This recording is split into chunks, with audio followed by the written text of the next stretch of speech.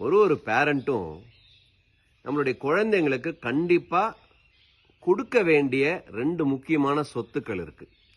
நான் சொல்ல போறது பணம் காசு சொத்தெல்லாம் கிடையாது. ஏன்னா நீங்க உழைக்கிறீங்க, நீங்க சம்பாதிக்கிறீங்க, அனுபவிங்க. அதை கொடுக்கறது அதெல்லாம் நல்லது.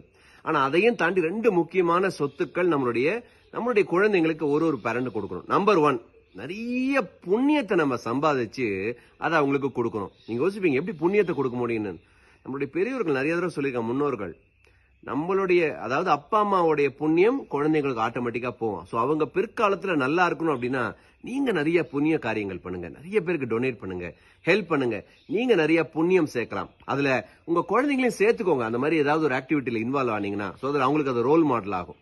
நம்பர் 2, குழந்தைங்களுக்கு ஏதாவது ஒரு விதத்துல ஆன்மீகத்தை கொஞ்சம் கொஞ்சமா கொண்டு வாங்க. உங்க குடும்பத்துக்குள்ள ஏதாவது ஒரு விதமான ரிலீஜியஸ் பிராக்டிஸ், பிரே